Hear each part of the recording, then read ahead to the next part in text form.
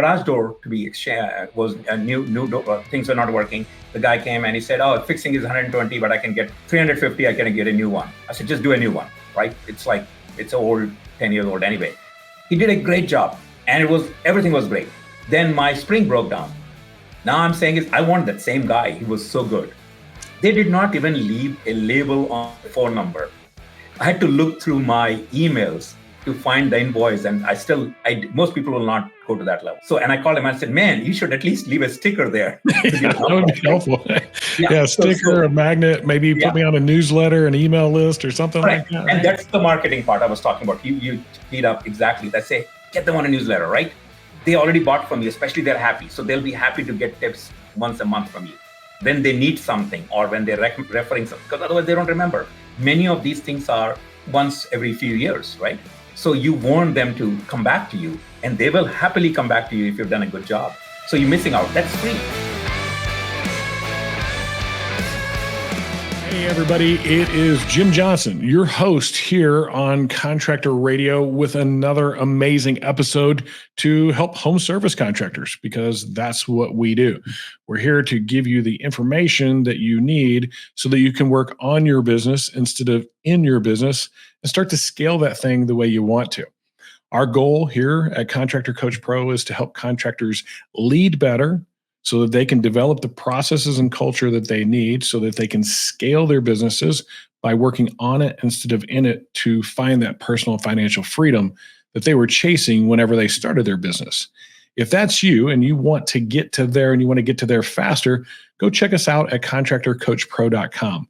Click on the assessment button, take an assessment of your contracting business, and we'll do a free coaching call with you that'll give you the next 2 or 3 things that you need to do in your business. It's no obligation, but if you like coaching, hey, we're here for you. If not, at least we served you well that day. So in today's episode, we are going to be talking some marketing. And I like I told my guest, I usually turn most marketing people down. There's a million of them. They all want to be on the show. And I should just do like the contractor marketing show if I was going to do that. But there's plenty of those out there. But we do like to get unique perspectives whenever we see them. And that was something that attracted me to this guy. I went and did my research like I normally do whenever I have somebody that comes across my radar. And he's a bit different. He looks at marketing as a bit more of a science than an art. And he's got these 6 equations of the science of marketing that I want to talk about. He's got some software that he does for marketing. He helps automations.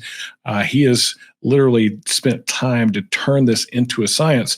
So without further ado, let's go ahead and welcome in Avi Kumar to the show. Avi, good to see you, man. Good to see you, Jim. Thank you. And I did say that right, correct? Yeah, absolutely. I got it right. All right. That's good. Yeah. That's good. And first things first, just the red glasses. I mean, that's a marketer right there. Like you stand out, got to be remembered. I dig it. They look great, man. Looks good. All right. Thank you. So tell me a little bit, Avi, it doesn't look like this is something new for you. You've been doing it for a while. Kind of give me a little bit of the history of Kuware and how you kind of gotten to where you are today. And let's see if we can help some contractors today. Awesome. Great. Certainly. So first thing is the reason when you mentioned the science. So my background is I'm a PhD dropout in electrical and computer engineering, and I have an MBA after that. So I'm all tech. So my previous career was working for companies like Intel, Motorola, making microprocessors. So when I came to marketing world, which is now 16 years back, I was looking for, initially it did not make sense to me that, man, everybody can build a website and they claim they do marketing and everybody's a marketer. What are they doing, which is different? I mean, the people who went to school versus didn't go to school, everybody's a marketer. So I had a difficulty differentiating, and I was moving from a hardware kind of a thing, and I wanted to get into a little bit of this business. So initially I picked e-commerce. The reason I picked e-commerce, that seemed closest to science. You could actually measure. You do the marketing, either you're selling or you're not selling. So we started doing a lot of e-commerce. And as things evolved, we started getting into what you do, the contractor business, the local service businesses is what we started going towards. Initially, I was very skeptical coming into this one because there is this perception that these are smaller businesses. What are you going to do for them? And I had the same. I'm coming from e-commerce world, but I got exposed to this, and then we started getting into more and more of this. But I brought the same rigor, if you will, that it has to be measurable. There has to be a way to track everything. Everything has to be tracked. Everything there should be, and especially this idea of some marketers do that. Hey, there is an ad spend, and for that you got this written, but we're not going to include our fees. So our approach was no. If you're spending money on marketing and advertising, you need to take that whole bucket and see what you got for it.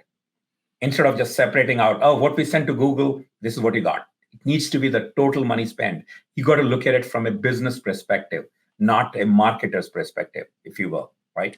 And so that's really good. It's actually some of our coaching advice. Like you can't just look at your ad spend versus the lead generation you get and the cost per acquisition and actually conversion.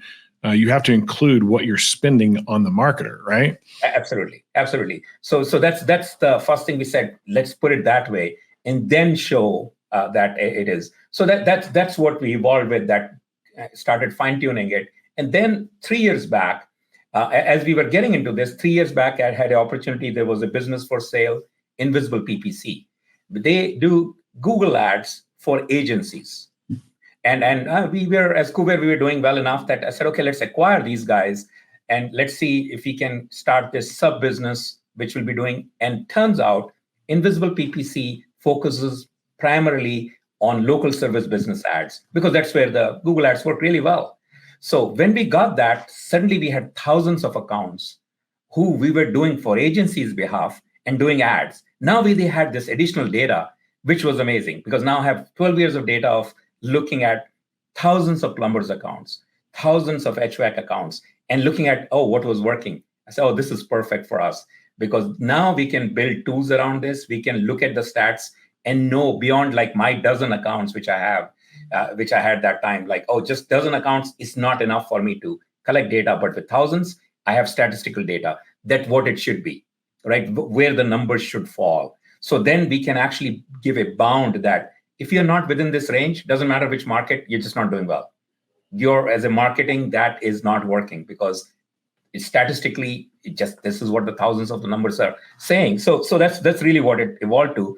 And then even before ChatGPT and AI came, we started looking, our data was so much we could not. So we started using deep learning AI to collect the data and feed to our systems to know which keywords don't work, which things don't work, and beyond just Google ads, by looking at it more purely stats telling you that this doesn't work. It seems like it works, but it absolutely never works, right? So it seems like it should work, but it doesn't. Right? And there are a lot of things like that, which as a business owner, you think, if you advertise this way, it should work. This keyword seems to like they should be typing, but turns out some keywords people type. People will type it, they will click it, but they don't never convert. There are a lot of keywords where you get the click, but no conversion, right? And you want conversion, you don't want clicks. So we started collecting that data. So we kind of got deeper into the science of doing this. So now we kind of do it for multiple local service businesses. And those are the niches we cover with our tools and systems, which we use to do this. A lot to unpack there. That's I was right when I guessed correctly that I got a guy I want to talk to on this show because for me, when it comes to marketing, it's about a few different things. Measurables, like, hey, what can we measure? Data that tells us whether those measurables are valuable or not. And then ultimately return on investment. Like, hey, I'm spending this much. What is my return? And so one of the big mistakes I see a lot of people make whenever it comes into return on investment, let's say they spend $5,000 a month in their advertising. Okay, let's lump it all together, you and them, right? It's $5,000, and they sell $100,000, and they go, I'm spending 5%. My return on investment is $95,000, right? But that's not true. No. Because the only thing that's the actual return on the investment is not even the gross profit, the net profit. The final net profit tells me whether that. So I have to sell a lot more than just $5,000 to break even. Yep. If I'm earning a just to keep it simple, 10% net profit, I have to sell $50,000 worth of services to say, hey, I broke even. And then I'm looking at these ideas of, well, how much do I have to sell above my investment for me to go, okay, I want to put more into my investment? Have you looked into any of those type of things? Yeah, so that's equation number 2, what you're talking about in the equation which you were talking about. So basically the idea is simple. You take, first thing you need to figure out is your net margin. And so I'm a marketer, but probably I'm talking your coaching. That's what I tell my business owners. Go and they will, somebody tell me, why do you want to know my net margin? So one phrase I use many times is that I want to know about your business so much that I can start a competing business and beat you. Okay. Then I know. So when I know that much, and trust me, I'm not trying to become a plumber or HVAC. That's not the plan. But once I get it, what ticks, what services work best for you, and how much is your margin, then I can do good marketing for you. Otherwise, I'm going to be just throwing marketing buzzwords at you, not real marketing. So once you figure out the net margin, then you can say, out of this net margin, how much I'm willing to spend on marketing and how much it gives me return. So that, say your net margin is 25%, you take 10% of that, spend that money, and that 10% gives you how much more of that net margin. That's your true ROI. So you said exactly what we ask you to do. In fact, we go further. We say, don't take so if you want to break even, so break even will be you spend all the money, you get the same back, right? Which is okay model if you're really in a growth mode. But even in the growth mode, we say only spend 80% of it, because marketing could be wrong, right? Your calculation, it is working this month, next month it could be off. So keep 20% and you keep doing 80% if you are really in a growth mode. If you are more in a stable mode, then only 40% of that. So that gives you this window of your net margin where you say, if you just want to maintain, you want to keep going, and your margins are good, you don't want to grow, you don't want to get one more set of crew, then stay at 40% of that. But if you really are in a growth mode, go 80%, but you never go 100%. So we never say, don't even talk about break even, right?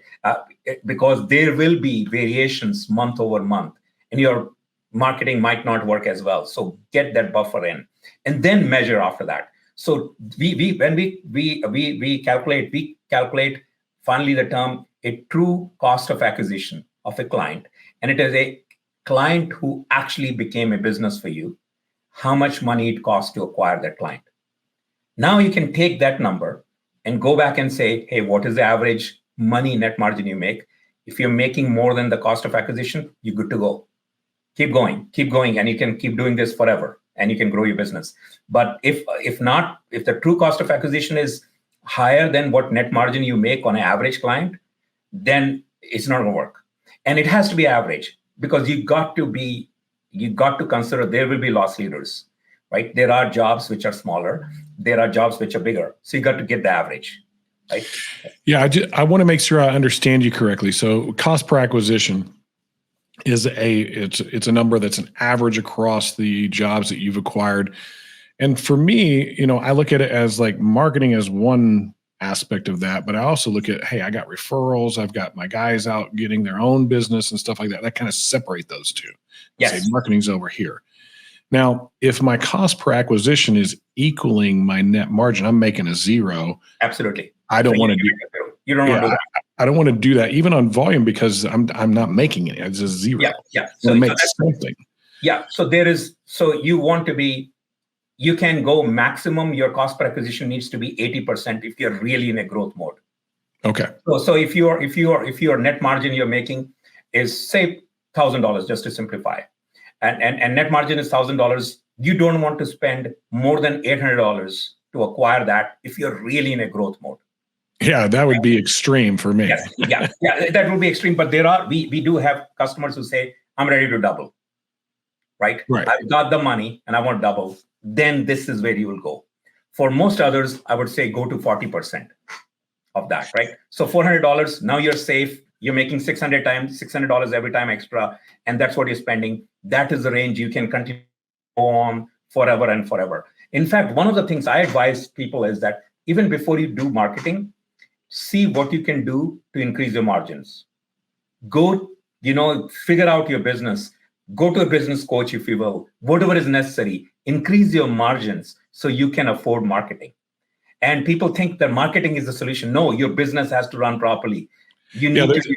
There's only two ways to increase profit: raise your prices or reduce your cost of goods sold. One of those two things. So you're either going to cut people's commissions, you're going to save money on the materials you purchase, you're going to cut people's cost on what you pay for labor. Like, those are ways to increase your profit, not the ones I would advise in most cases, except for maybe in that material thing. You probably have some room there. But then there's the other side. Like, is your stuff good enough? Is what you provide good enough? Is your service great enough to charge more than what your competitors are charging, because it's worth it? And the homeowner understands that. And that is our coaching. Like, we help people create those systems. So thanks for teeing that up for us. Yeah, absolutely. Because I said that we tell them that if you don't have that, marketing cannot solve your problem. It's a business problem you got to solve first, right? The other part is, which is purely marketing, is once they have come to you and become a customer, they have bought from you. I don't remember the stats, but it's like, you might have this more, that 60-70% people do not remember their contractor. Yeah, that is actually probably higher than that. Yeah. So what happens is, so when you are not, I mean, I'll just give you a very simple example. We had a garage door to be was a new door, things were not working. The guy came and he said, "Oh, fixing is 120, but I can get 350. I can get a new one." I said, "Just do a new one, right? It's like, it's old, 10 years old anyway." He did a great job, and everything was great. Then my spring broke down. Now I'm saying is, I want that same guy. He was so good. They did not even leave a label on a phone number. I had to look through my emails to find the invoice, and most people will not go to that level. So, and I called him and I said, "Man, you should at least leave a sticker there." That would be helpful. Yeah, sticker, a magnet, maybe put me on a newsletter, an email list, or something like that. And that's the marketing part I was talking about. You teed up exactly. They say, get them on a newsletter, right? They already bought from you, especially they're happy. So they'll be happy to get tips once a month from you when they need something, or when they're referring something, because otherwise they don't remember. Many of these things are once every few years, right? So you want them to come back to you, and they will happily come back to you if you've done a good job. So you're missing out. That's free. Basically, the cost of email newsletter is barely anything, right? You have their email, you have their address. It's like, it's a very cheap way to market. Yeah, I always look at that as like this opportunity to stay top of mind. I want to be the first person you think of whenever that somebody says what it is I do. So whatever that may be. And so I'm going to have a really strong social presence. I'm going to be doing some of that. I'm going to create some ways to be remembered. There's lots of ways. You mentioned one, putting a sticker on whatever it is you do. That's a great way. A newsletter is a great way. But if somebody mentions garage door, I want them to go, "Oh, Jim Johnson or Avi," right? Like, hey, that's who you need to call. Is that part of what you do whenever you work with the companies that you work with from a marketing perspective? Yes. The only part we don't do is, so we will actually advise them on every aspect of getting new clients and retaining clients and repeat customers. So in fact, in our case, in our ad business, we listen to every call, and we will go and give them back advice. We don't train the sales team people. So we'll tell them, but hey, you asked us to go after competition, and you are XYZ Plumbing, and we got you ABC calling, and your salesperson said, "Oh, sorry, wrong number," and they hung up. So we listen and we give them feedback that, hey, either you tell us don't get competition, but if you're going to get competition, your sales team has to be trained enough to say, "Sorry, we are not ABC. Hey, but if it's a plumbing thing, we can help you, right? How can we help?" So we go to that level to track, but beyond that, we don't go anywhere. I mean, now there are companies who have asked us, "Can you help us with phone system?" We'll recommend some. Can you can you vet our phone vendor? That's not our area. We just know technology. So, And we've got some great resources for that. Like Rilla Voice is really good on that. Chorus is pretty good as well. The thing about that whole top of mind thing, and I think the reason a lot of contractors don't do it, and I want to call it out, is because a lot of times they're what we call high ticket home service contractors. So like you putting a garage door in, come on, once every 10 years, maybe. So they go, "That guy's not going to do another garage door, so I'm not really too worried about it." Where if they were worried about it, it's not necessarily that person. It's that person who they know. So all the people I had friends come over and said, man, your garage door is really quiet. Now that person, I can tell them who installed that garage door, right? So there are things like that which will happen, right? So and again, don't do something like a sticker or newsletter, a cheap thing. You don't have to spend a gift every year or a birthday gift or anything. You don't have to do any of that. Just do basic levels so they know who you are and what you did, right? For them. And absolutely. So there's one of these. So you got these 6 equations of science marketing. We don't have all day to talk about them, but there is one that I would like to dig into a little bit. The one of hypergrowth. It's the first one you have listed there. And it says hypergrowth equals profitable product plus solid strategy plus impeccable implementation. Can you explain what you mean by that? Yeah. So to up level that before that equation, there is I like to quote the business guru. It might be here, Drucker. So Drucker is a 60s business guru, right? Peter Drucker, yeah. Yeah, and he's like kind of ultimate consultant for big businesses. He wrote the 1 Minute Manager, I believe. Yeah, I don't think he wrote that, but he's got like.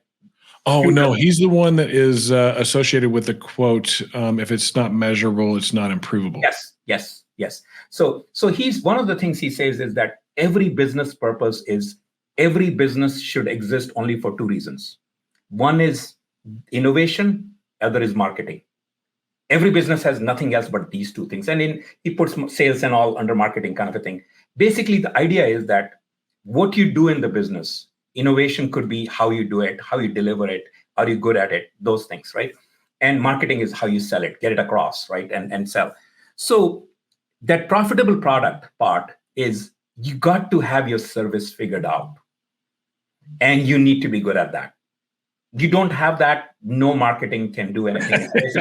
Basically, the phrase we like to say is that, hey, it doesn't matter how much lipstick you put it on pig is a pig, right?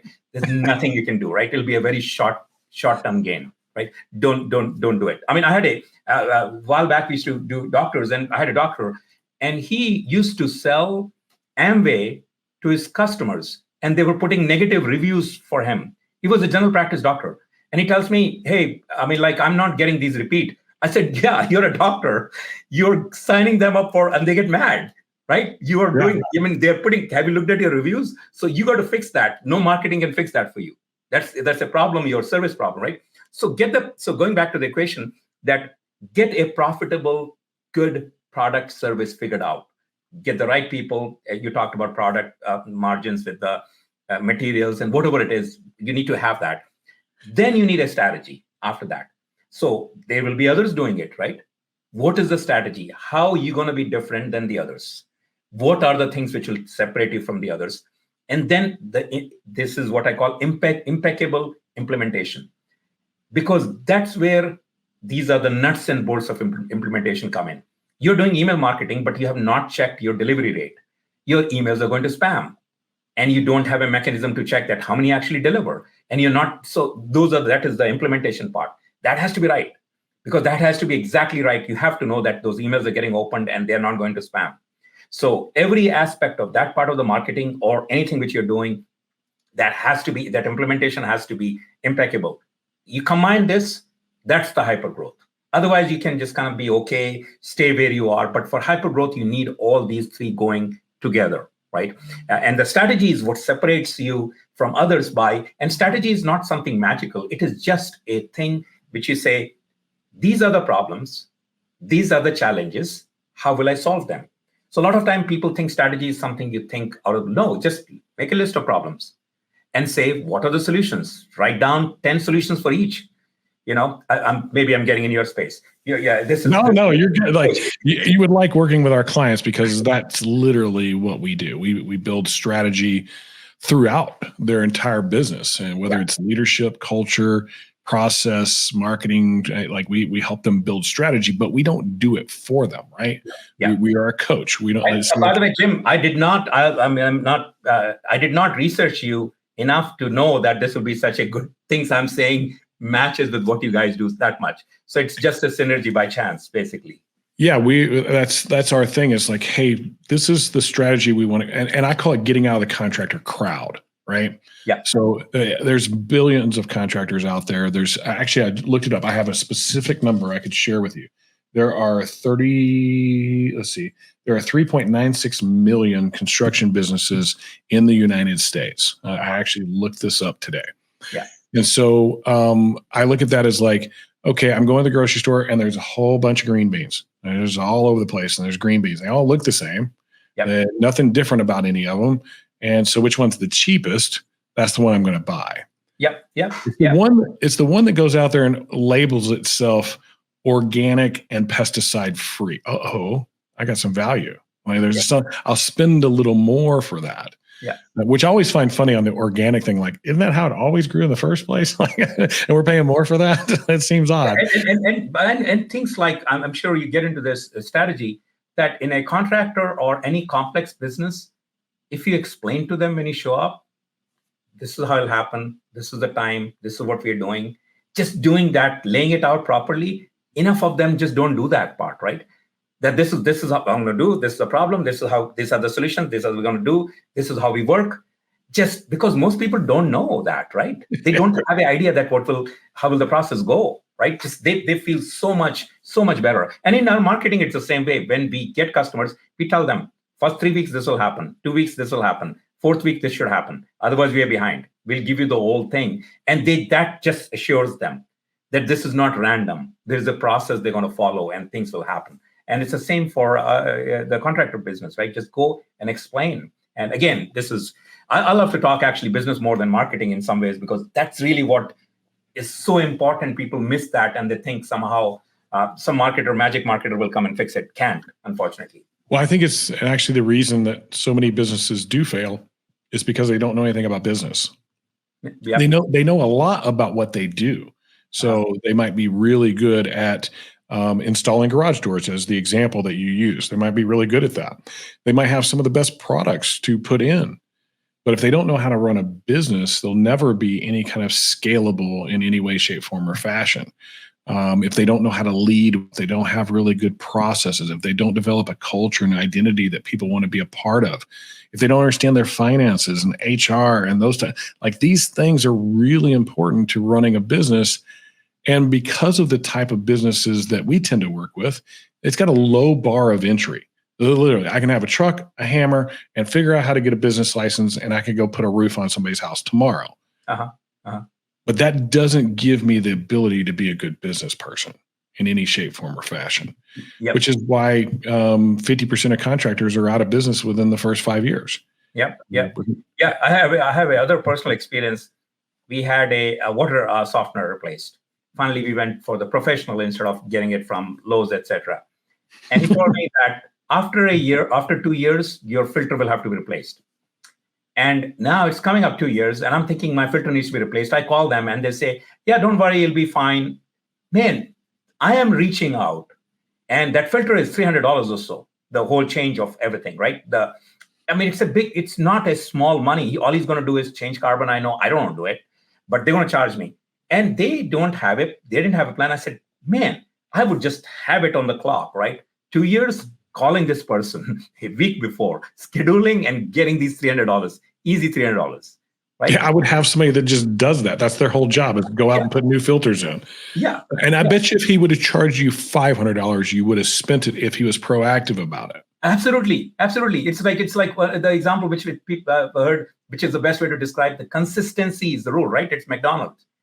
I'm traveling in India. I'm from India, and I used to 15 years ago when we needed clean bathrooms. When McDonald's showed up, we knew McDonald's. You stop by, it'll be a clean bathroom. It's the consistency, right? Yeah. Right. That's why you go there. So if you are consistent with what you do, people will come, right? People will, always. That's actually been a big word in my world for the last 5 or so years. I've really started to notice those who are successful aren't necessarily, and long-standing, I'm going to say successful and long-standing. They stand the test of time. It's because they're consistent. They do the thing over and over again, and they just get a little better and a little better and a little better at it all the time. They're not trying to be something amazing right out of the gate, but they're just very consistent. They do what they do well without hype. And that's kind of the big difference that I've noticed with I see a lot of companies rise up really fast. They're like a phoenix, like here they come. They're just giant and big. And then all of a sudden you don't hear from them anymore. And what happened to them? Where'd they go? And I think part of it is they kind of lose their fire. And part of it, they lost their discipline and their consistency, especially if they've made it a little bit.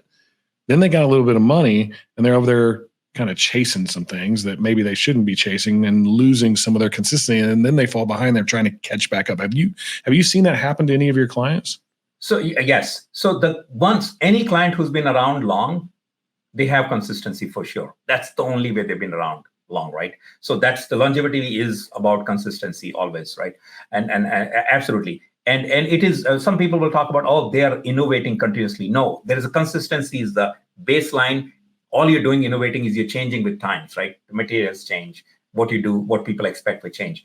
But absolutely. So and the other part, which I do like is when we have worked with some customers 10 years back, and these were not contractors I'm talking about because we've been doing marketing for so long. We used to take marketers, we used to do marketing for like optical business. 10 years later, if we do what we do right, they will come back. I have an actual scenario. 10 years later, they call me, hey, we are moving to this. Can you help us now? Right? So because that was, and that business was consistent, everything was running fine. They didn't want marketing. They wanted development actually. So 10 years later, can we develop this? Can we do this kiosk? So just staying with what you do and consistently doing it again and again and repeatable system is absolutely the way to build a business, a great business. We've noticed the same thing. We've been around 10 years now. And for the last 3 or 4 years, we've had a lot of our customers coming back to us, getting ready for that next step or that next level up. They're ready to grow again. And I think it's because we are consistent. We're consistent with what we do. We have a framework that we follow. That framework has stood the test of time. But we're what we call creatively curious.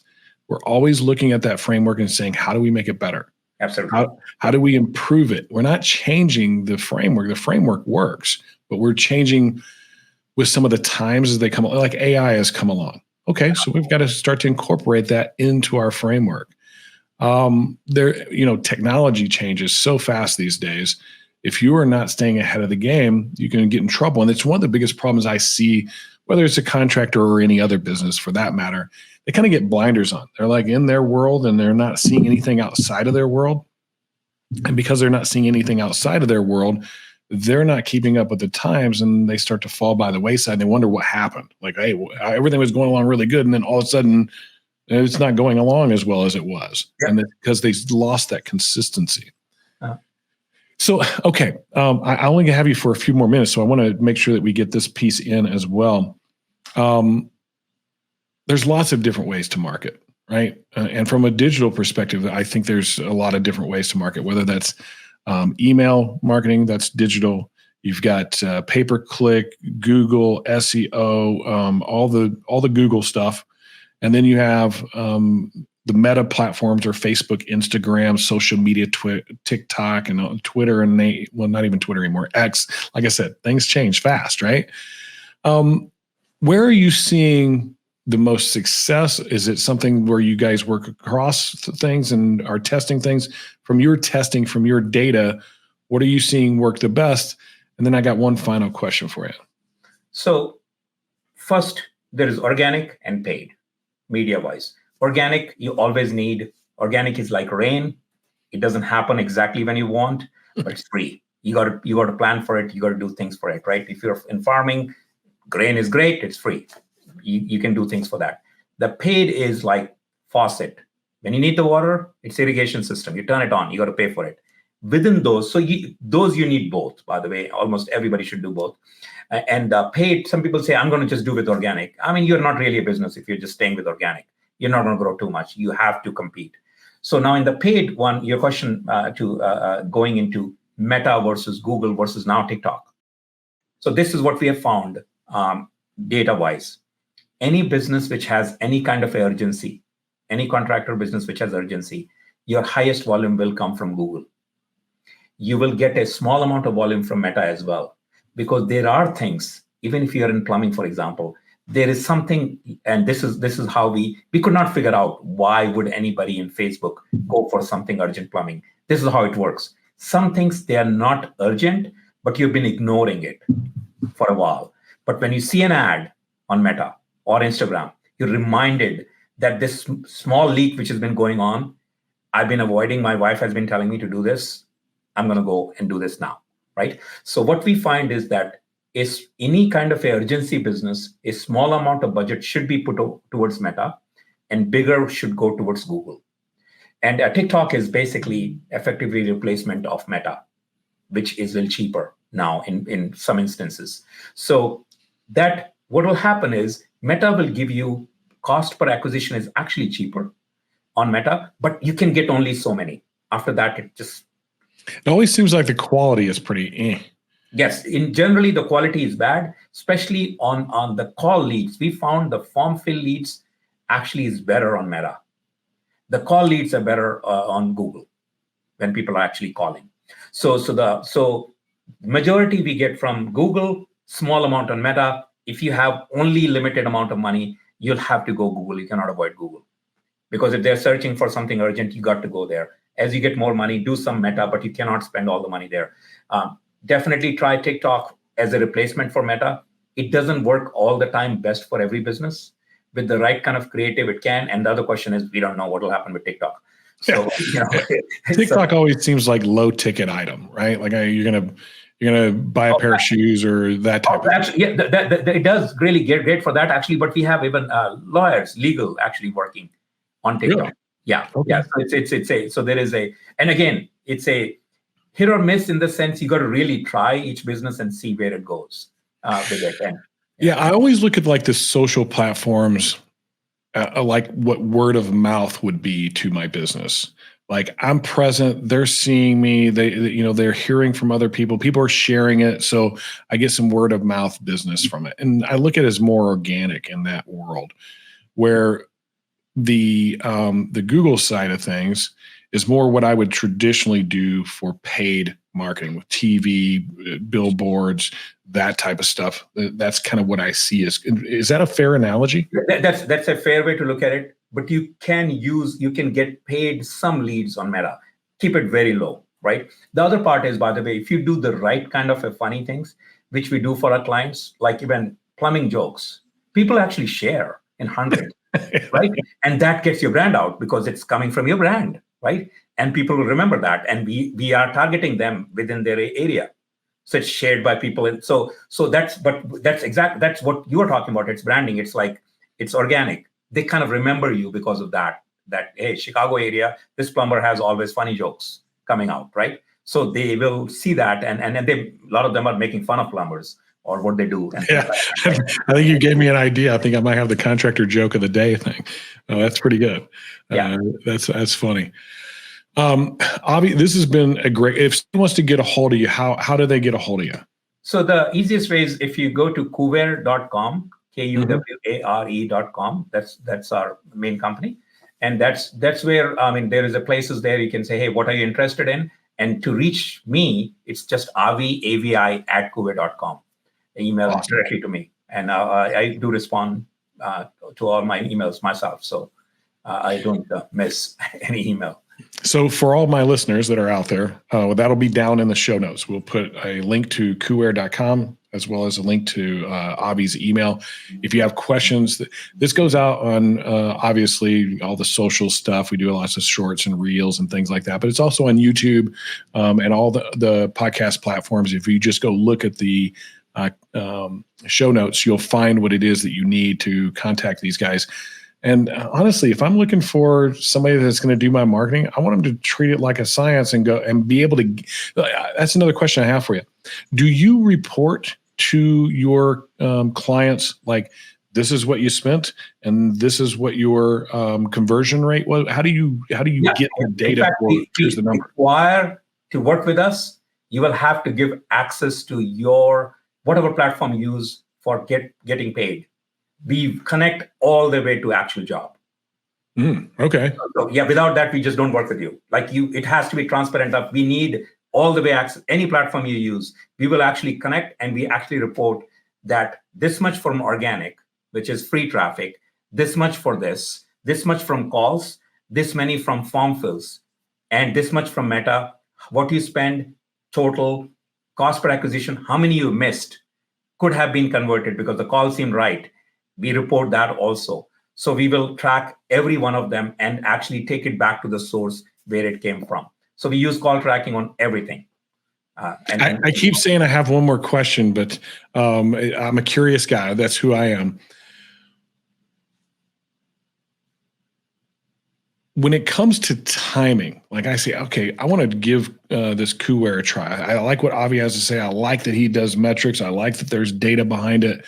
I'm going to engage with him today. Mm-hmm. What could I expect as far as like when I might start to receive some leads? Because everybody wants the easy button. Hit the button and boom, I get leads right away. What does it really look like? That's a great question. And this is how it will be. If you have access to all your platforms, your Google ads you own, which means it'll be easy to transition to us. Your Facebook will not be lost and you have passwords and everything. If you have access to all your things, then you will see whatever you are saying, you will see immediately measurable better results within 30 to 45 days. That's all it takes. But if you don't have access, or your last marketer, which you should never sign with anybody who owns your ad platforms, but happens way too often, then it might take up to 90 days because effectively we are starting from scratch. We have tools to scrape and get what was happening before. But if we don't have history, when we are optimizing based on our national database versus your own account. So there's nothing like history of your own account to know. And Google will throttle a brand new account. They throttle, and even if you want to spend the money, they just don't let you spend the money fast enough. So that delays it. It doesn't mean you'll not get leads. You'll get leads within, as soon as Google allows it, within 4 or 5 days. But the cost per acquisition will be higher in first 30, 60, 90 days. But if you give us access and you have access to everything, then within 30 days, things will be great. Yeah. That's pretty awesome. Because, I see a lot of times it'll take 4, maybe 6 months for people to really start to get. And if you get anybody that's been coached by us, they will own all their stuff. There is nobody. Yeah, it's one of our big things. I was actually one of the mistakes I made whenever I started coaching is somebody else owned my website.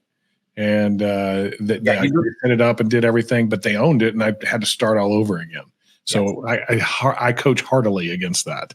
Yeah. You want to own all assets, everything which you have. And that's really, so that 30, 60, by the way, the 6 months, what people talk about is SEO, but even in SEO, you will start, which is organic, you will start seeing the trend, the actual benefits. If never has been done, then it might take, a little bit longer, but ads is like, man, it should happen. It happens immediately, right? And it should happen immediately. Otherwise, there's something wrong with what they're doing. Other thing we do, by the way, is we found this yearly contracts. This is what we found. Bigger agencies, they'll make you sign a yearly contract and you hate them. I have customers who are saying, hey, I've got 6 more months with them. I don't want to work with them. I'll pay them the money. Can we switch still? So this is like, they're so angry with that. So looking at that, this is what we do. We say, hey, it's a 3-month contract with us and it renews every 3 months. Because that way, and even in there, you are unhappy, we just don't want to work with you. There's no situation we want to, just because there is a legal contract, it's pointless to work with somebody who's not happy. And usually 90 days is enough for you to kind of start judging, hey, this is the right kind of people you're working. Because beyond results, there's also a compatibility between the expectations and how businesses work. And because sometimes we don't like a client because they just think very differently, right? And it doesn't match what we're doing. So we want to be out also. I can relate to that. We don't have contracts. It's a month. Like, hey, we pay for a month. If we did well by you, pay for another month. Yeah. We're constantly in this position of having to earn and be valuable. If we're not, fire us, is the way we look at it. Yeah. Avi, this has been great. I'm going to ask you one last question because I had another one pop into my head. If you were a contractor, you had your own contracting business, what would you do immediately to get you leads digitally? So give me examples of which businesses. You're a roofing contractor. Roofing contractor, you immediately, if you want, I'll just get into Google Ads if you're not doing it immediately, right? And then Other thing, which roofing contractor, this is specific to roofing, I will immediately tap into tracking weather and doing things with how the weather is, because weather makes a big difference in how things work in roofing. So in each niche, we actually tell them, these are the things which matter to you more. You need to really be watching. For plumbers, we watch the weather and we change the budget daily basis up and down depending on the weather. But if the weather is really bad and you're getting a lot of people in plumbing, for example, instead of increasing the spend, we actually reduce the spend, because you're going to get so many calls anyway. You will not be able to fulfill them. Why you're spending money? So these are the kind of things we do. So the immediate way to get leads for most contractors will be Google Ads. All right. If you're not doing that. Now, this is not LSA guaranteed ads. Those you should do. They're cheap, but they give you only a few. Like in a month, you'll get 4 or 5. That's not enough. You want, most businesses you work on, they want, I want 5 people calling me, 10 people calling me every day. That's what you want. If you want, the Google Ads is the way to do it. Okay, one more. While you're talking, I'm thinking, what is, recent history, maybe the last 90 days to 6 months or so, what is the most creative or innovative thing that you've done marketing-wise that's paid off? Creative marketing-wise, which has paid off for us. So we... or for your clients? For our clients. Local service area is the thing which everybody wants to rank beyond your address, more places, right? So one of the things which we have done is, I'm giving away secret, you can do it. It's not a secret as such. That's why I asked the question. Yeah. So one of the things is to rank in GMB quickly. If there are maps coming to you, which people have saved, that increases your GMB ranking. So what do you mean by that?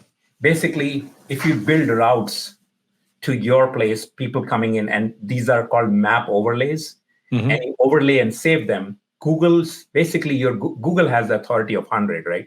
Anything linking in Google. You are saving in a Google map, which is to your address, coming to your address. That increases your GMB rating can go up within 10 days. Oh, wow. So you got to do hundreds of these maps, basically from different locations, and you're overlaying and saving. So now... all my clients, I would do a map from their place to my place and then overlay. And overlay and save them, right, in Google, because Google saves them, because basically, effectively, it's in Google. That is a signal to Google that this must be an important place, right? Yeah, I get that every time I get my car. It's like, here's home, and here's the last 5 places you've been to. Yeah. So that's one of the things. Again, this is one of those things which I say, hey, Google might find that it's being gamed, and if they do, it might take it away. Right. But right now, it is legit. So that's why I don't do so much that it looks like gamed, but it can really, really help. I think the appropriate way to do that is in real time, like as you're going to a client's place and that type of stuff. Just you can build them offline and upload them, basically. Right. Also. That's one. Another related one you can do is create a service area page for each service area neighborhood, and in there upload ongoing basis the job you did with the description. I fixed this water heater, was really old, haven't seen the water heater in use the keywords like water heater like as many times to tell whatever it is. It was this brand, we replaced it with this one. So this is beyond your review. You are just uploading for location like Westlake Hills. Now, Westlake Hills, you have a page for Westlake Hills, and in there you do a check-in. Today, replace this, and technician's name. This is original organic content.